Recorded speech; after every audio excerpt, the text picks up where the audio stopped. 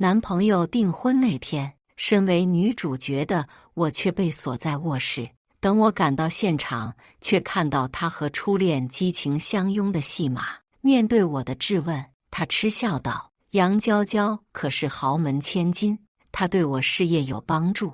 你一直这样做我女朋友不好吗？”得到想要的答案后，我转头拨通家里的电话：“爸妈，之前说的家族联姻，我同意了。他和杨娇娇结婚那天，也是我和联姻对象结婚的日子。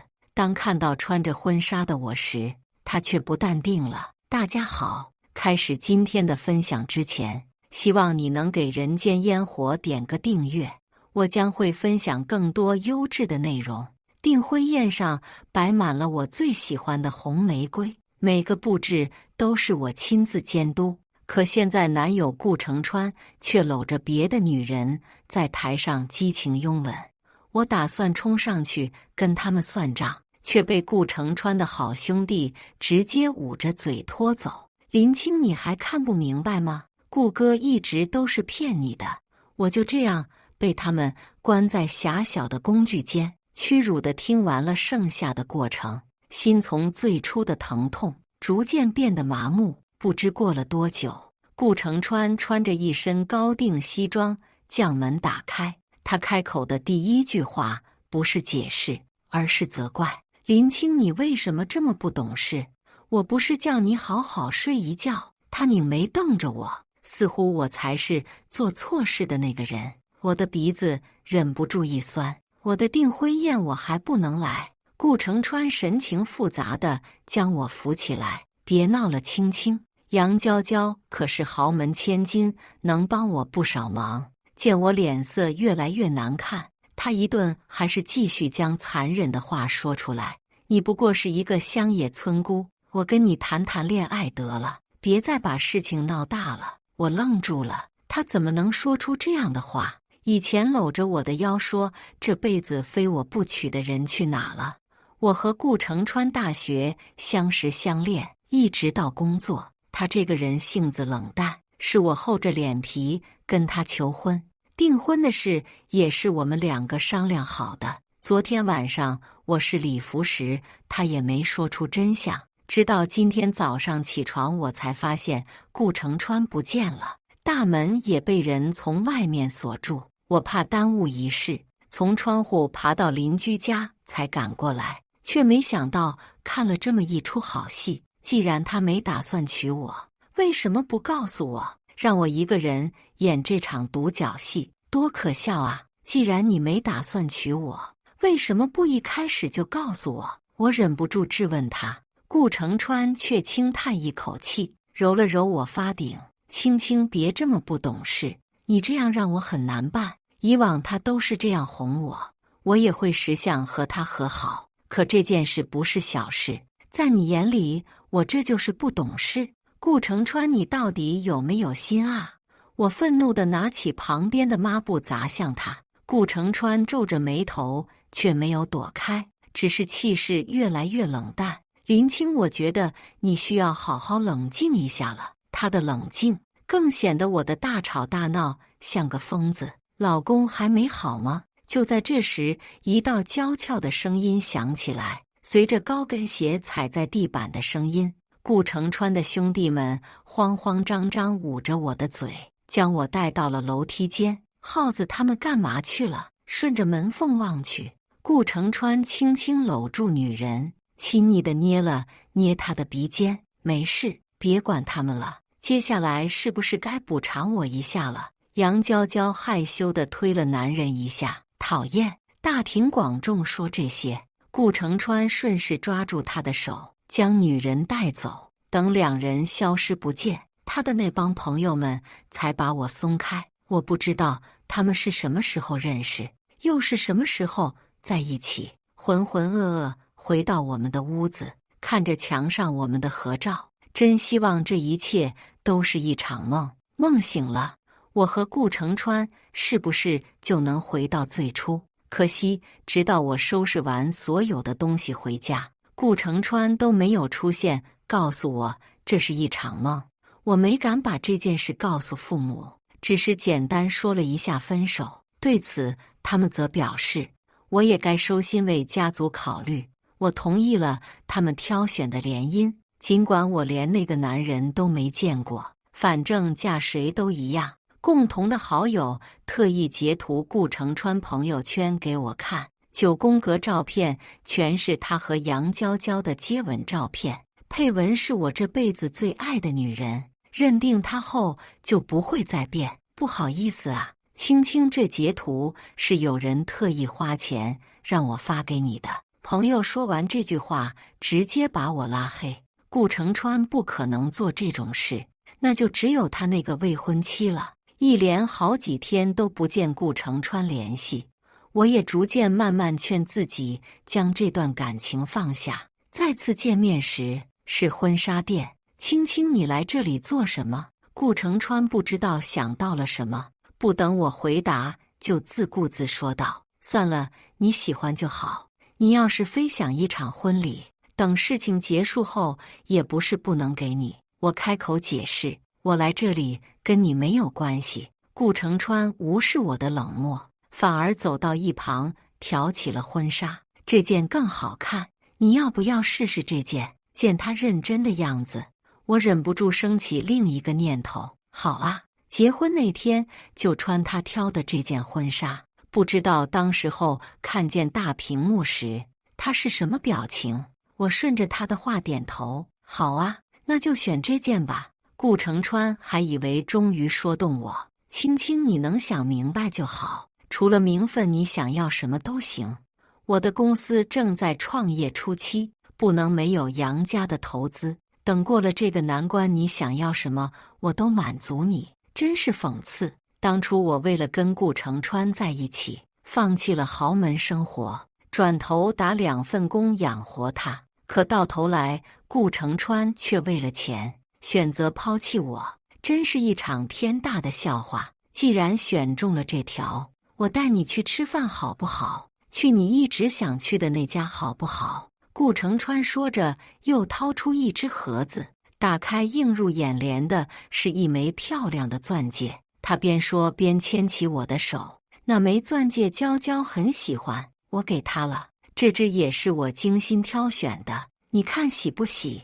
戒指卡在手指关节处，怎么都进不去。男人的手一僵，抿了抿唇，重新将戒指装回去。售货员也不知道怎么挑的，挑错尺寸了。等我换回来再给你。我直接拆穿他，是人家拿出尺寸，还是你根本不记得我的尺寸？我现在真的看不透这个男人，他的一举一动表现的爱我，可仔细看去遍不瑕疵。你要是不信，我们现在就去换。顾城川说着，不顾我反对，直接拽着我的手就要走。走到门口时，他的手机突然一震。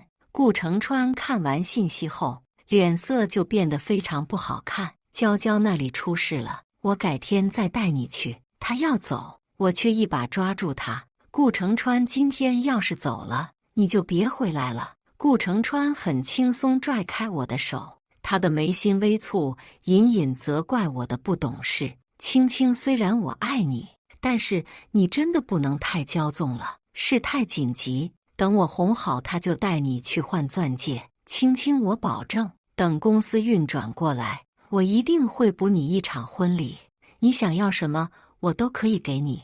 眼看他下定决心，我也不再挽留，既然你做好决定就行。只是顾城川，8月26那天，8月26，你别来捣乱，听话。顾城川打断我后，急匆匆离开，根本没听我后面的话。8月26那天我也结婚，顾城川前脚刚走，杨娇娇就从2楼慢悠悠走下来，她像打量货物一样，从上到下将我看了个遍。你就是缠着城川的那个贱人，前几天我让人给你的警告没收到吗？为什么现在还缠着城川不放？杨娇娇不屑地嗤了一声，你这种穷酸鬼也配跟我抢男人？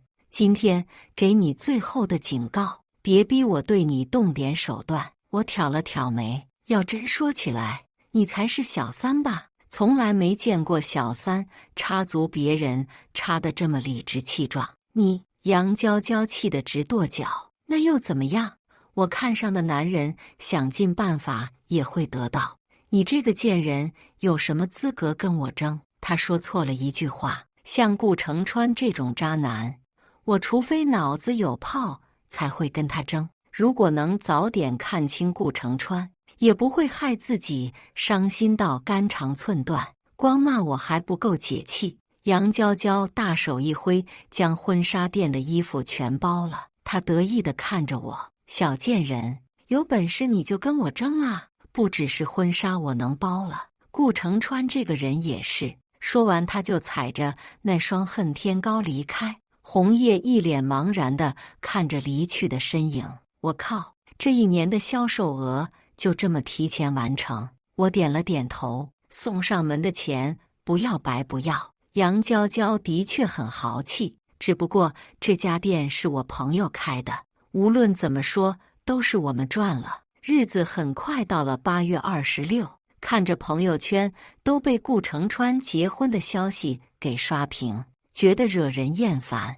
我直接将那个微信号给注销，坐上接亲的车，走了差不多20分钟，却在进教堂的时候和其他车堵住了。兄弟，今天我哥们结婚，能不能让我们先进去？听到熟悉的声音，我降下车窗，就看到一脸震惊的样子。耗子怎么回事？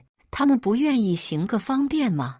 顾城川穿着一身新郎服走过来，耗子急得说话结结巴巴的。不是的。顾城川不耐烦皱眉，那是怎么回事？里面的新娘是林青。顾城川猛地低头看向我，整个人如同被雷击中一般。青，你为什么在这里？看到我身上的婚纱，脸色更是差到了极致。我微微一笑，我原本就想告诉你，今天我也结婚，可你不听我说。别闹了，青。男人眼珠子一转，又想到了什么，斩钉截铁道：你用不着拿这一套来逼婚。顾城川往身后的方向看了一眼，随后压低声音：林青平时纵着你也就罢了，可今天不行。我前2天已经跟你解释过了，别再让我说第2遍。看到顾城川这么自恋，我忍不住笑出了声。他仗着我爱他，就可以这么欺辱我？你要是实在没有别的事，别打扰我们结婚。气氛凝固时，一直坐在旁边的男人终于开口：你是？顾城川这才看到我身边坐了一个大活人。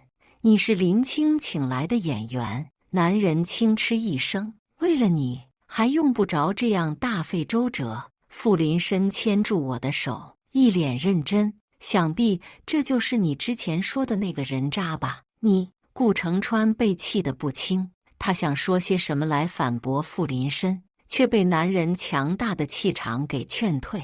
转头对着我又开始苦口婆心道：青，不管你今天要怎么闹，可这个路你能不能先让让？我反问：凭什么让？顾城川愣住了。如果我真是傻逼恋爱脑，今天让也就让了，可他背着我跟别的女人订婚，现在还想让我结婚的时候大度让路，凭什么？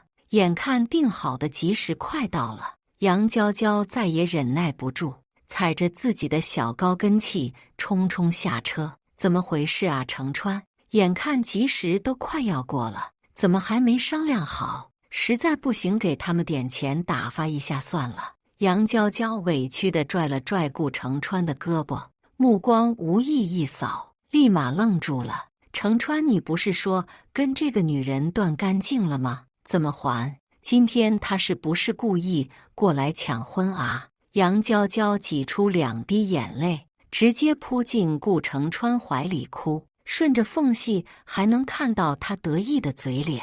实在不明白这种男人有什么好争的，他喜欢就让给他好了。顾城川在一旁轻声哄着怀里的女人。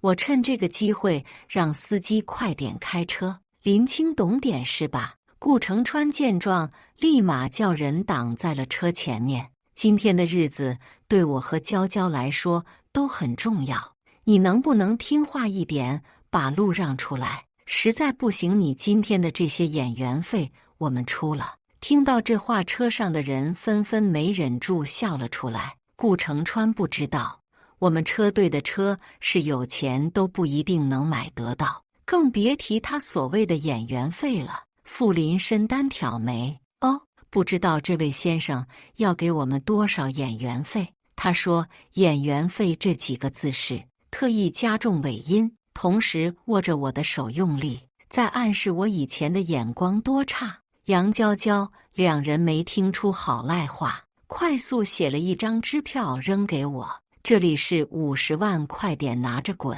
杨娇娇哼了一声，看我们如同看蚂蚁一样，你们这辈子见过这么多钱吗？下一秒，我直接将支票撕碎扔出去，还没我们家买菜的钱多。听到这话，顾城川又忍不住教训我，林青，你用不着打肿脸充胖子，你平时上班才6000多，还是打2份工，拿着钱结了演员费，快点离开吧。他也知道我辛辛苦苦打工，辛苦赚的钱养了最不应该养的男人，真是后悔。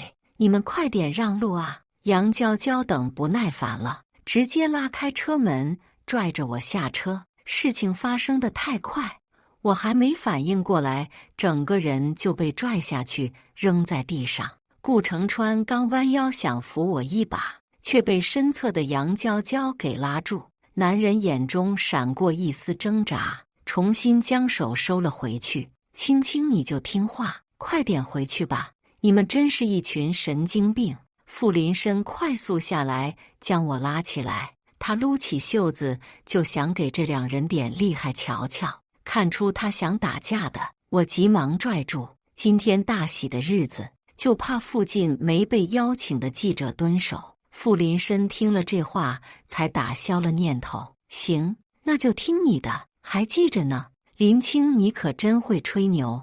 杨娇娇捂着嘴就开始笑。我爸千万富翁，我结婚都没记者偷拍，你倒是装上了。他说这话的时候，没注意到顾城川已经陷入沉思。所谓的爱情最终也是利益在前。如果顾城川知道了我是首富女儿，是不是又要抛弃杨娇娇了？你们这群穷酸鬼，快点拿着钱滚啊！信不信我叫人把你们的车给挪走？到时候你们租的车能不能完完整整的，我可就不能保证了。杨娇娇说完就叫人打电话，首富千金今天也结婚。哎，那个人正好姓林，该不会……人群中不知道是谁说了这么一句话，杨娇娇顿时急了，不可能！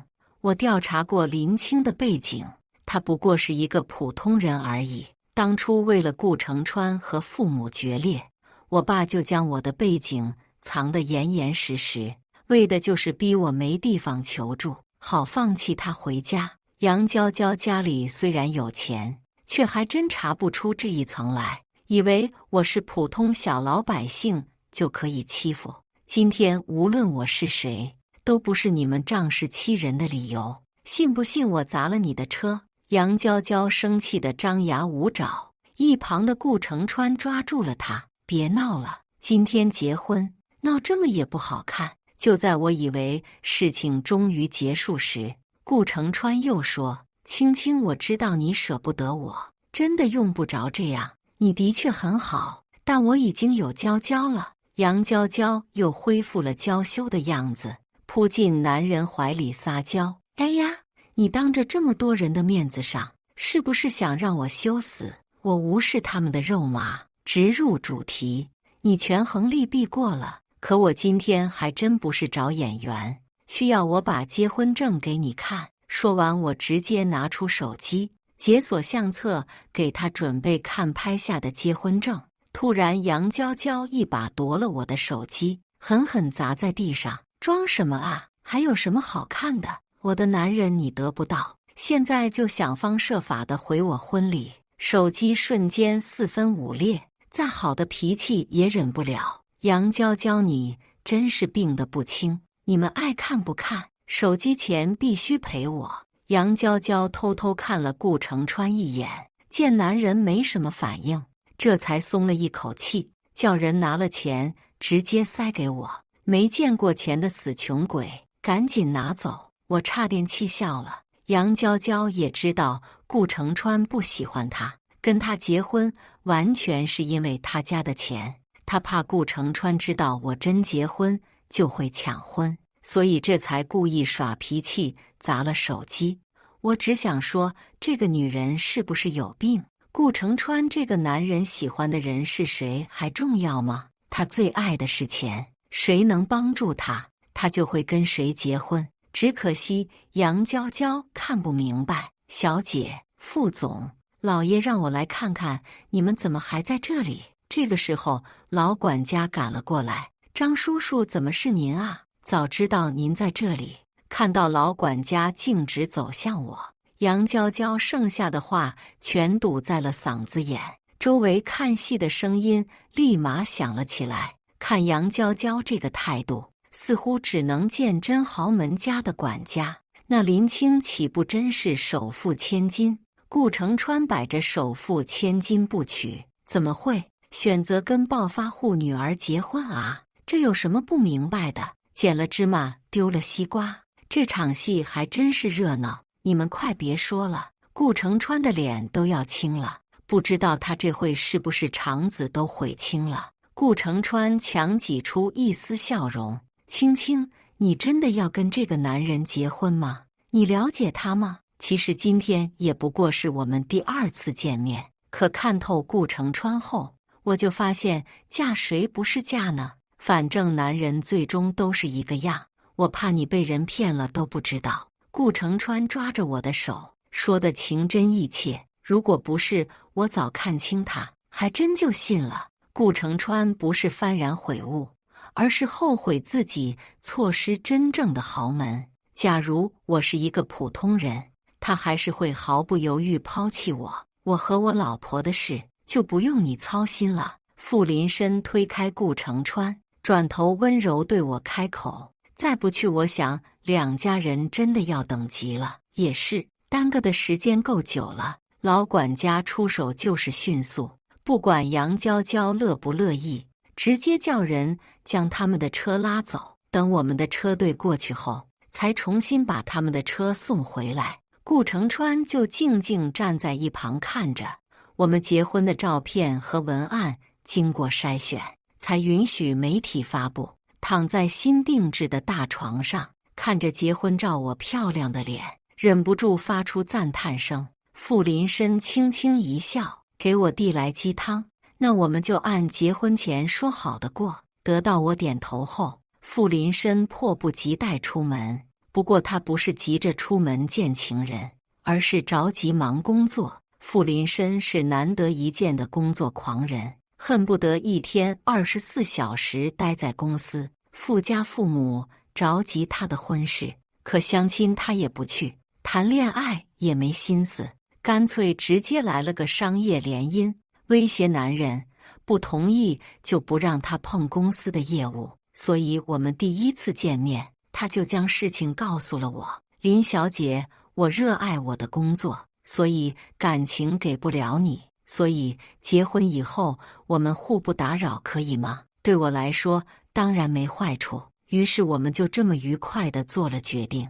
我一觉睡到日上三竿，起来才发现手机多了99条短信。青青，是我不好，忽略了你，我跟你认错好不好？婚姻是一辈子的大事，我希望你能慎重考虑。我知道你还在生气，可你真的不应该拿这件事来气我。青青，你对那个男人一点感情都没有，跟他在一起是不会幸福的。99条短信几乎都是叫我离婚，真不知道他是从哪儿买的我电话。反手将他的号码拉黑后，我就选了几个地址，准备过去实地看看店。为了一个男人荒废几年青春，也是时候开展一些自己的业务。一连转了好几家，都没有看到自己满意的办公楼。最后一家倒是没让我失望，立马叫中介联系卖家签合同。没想到卖家不是别人，正是顾城川。我就知道你一定会喜欢这个地方的。中介识趣地退出去，顾城川一脸深情地看着我。前几天我就听说你想创业，这房子原本是打算过几天给你个惊喜。他苦笑一声，继而哀怨开口，没想到一切都是我自作多情，戏演太多就没意思了。顾城川，能不能别继续恶心我了？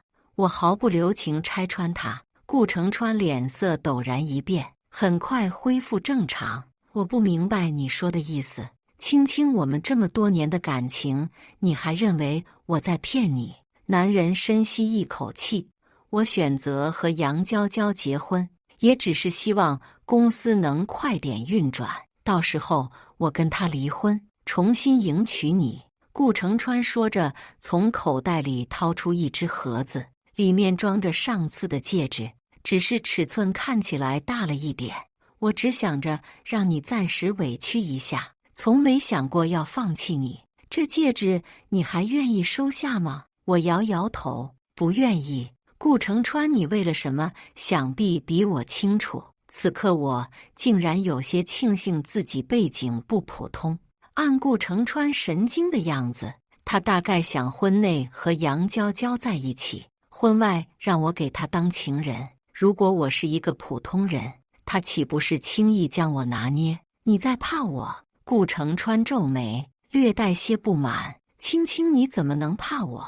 我们是最相爱的爱人啊！顾城川边说边朝我靠近。戒指不要了，你也不要了吗？我继续点头。这段感情是你先不要的，顾城川，别让我更恶心你。顾城川的眼睛猛地睁大，嘴巴张开半天，却什么都没说出来。他拼命地压制着自己的呼吸，可刚刚的话像刀片一样狠狠刮在心上。顾城川的声音颤抖：青青，你怎么会觉得我恶心？我真的爱你，这一点我从来没骗过你。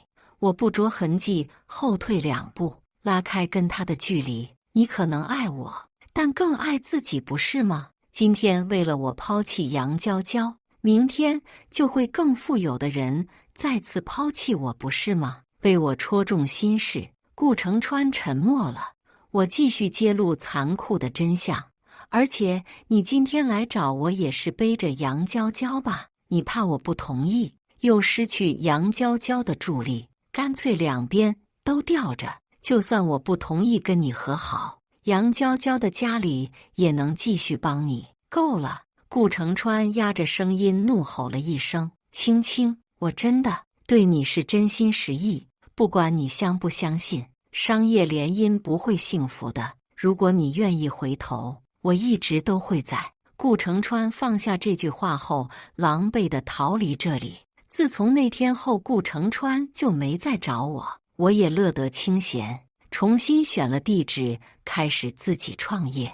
爸妈一听，给我了不少助力，公司也就这么有模有样的开起来了。差不多又过了半个月，助理告诉我门口有人找我，这次不是顾城川，而是杨娇娇。林青，你到底给顾城川灌了什么迷魂汤？你这个贱人！杨娇娇还是这么不懂礼貌，我自然不会惯着她。对，你是贱人，你全家都是贱人。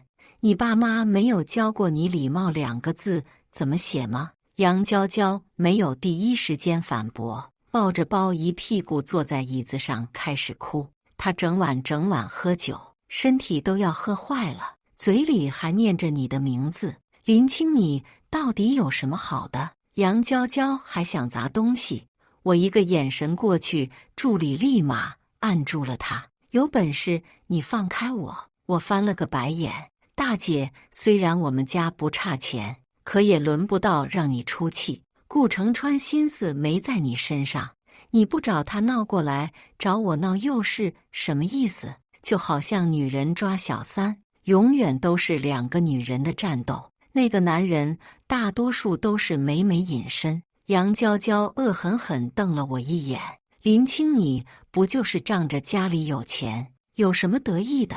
我跟你说过，不要和我抢东西，否则就别怪我使点手段了。”她这个女人真是莫名其妙的，有这点力气不放在顾城川身上，说不定还能让顾城川不敢再犯病。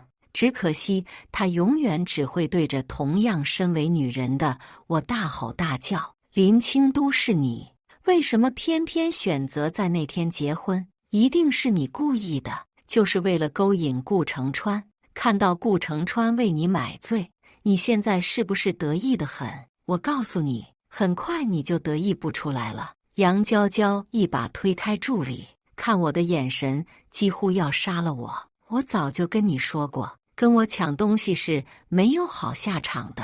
既然你不信，就别怪我翻脸无情了。杨娇娇放完狠话，直接踩着恨天高离去。所以她今天特意跑到这里，就是为了说这个。